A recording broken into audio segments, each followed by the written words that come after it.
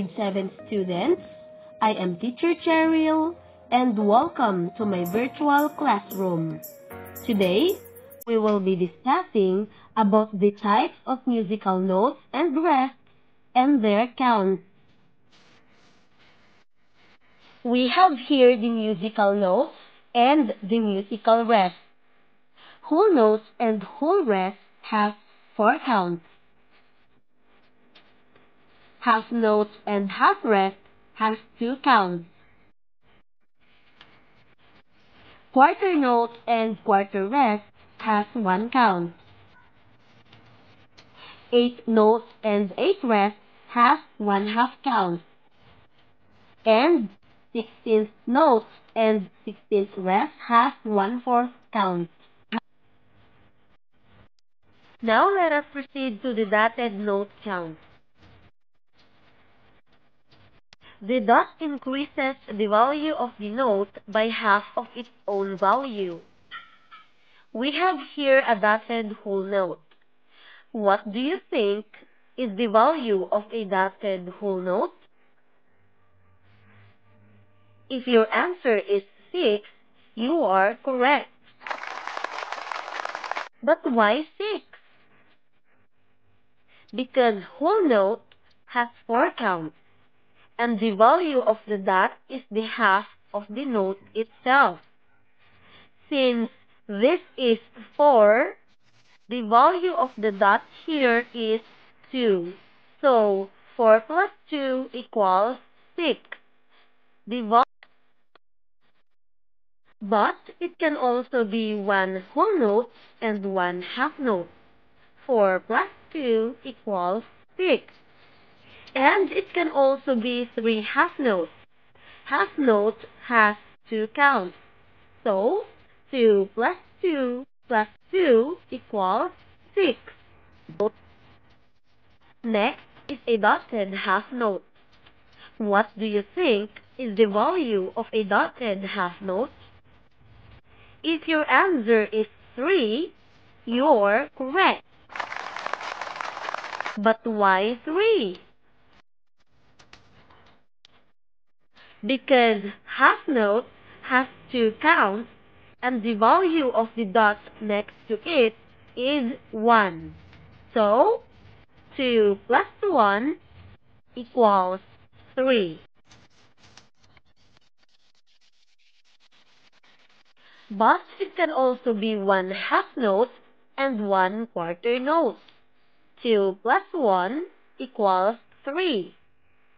And it can also be 3 quarter notes. Quarter note has 1 count.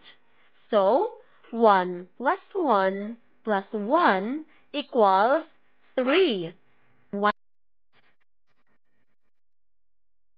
Next is a dotted quarter note. Again, what do you think is the value of a dotted quarter note?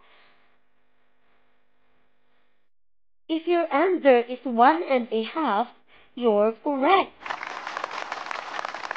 But why 1.5? Again, quarter note has 1 count, and the value of the dot is 0.5 in decimal or 1/2 in fraction. So, 1 plus 1/2 equals 1.5 or 1.5. But it can also be 1 quarter note and 1 eighth note. 1 plus 1/2 equals 1.5. And it can also be 3 eighth notes. 8 notes has 1/2 count.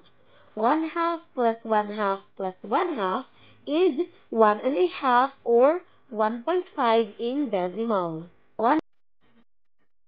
Now let's proceed to the different musical notes. Again, we have different kinds of notes here. Whole note has 4 counts. Pag hinati natin ang whole note, magkakaroon po tayo ng 2 half notes. Again, half note has 2 counts. 2 plus 2 equals 4.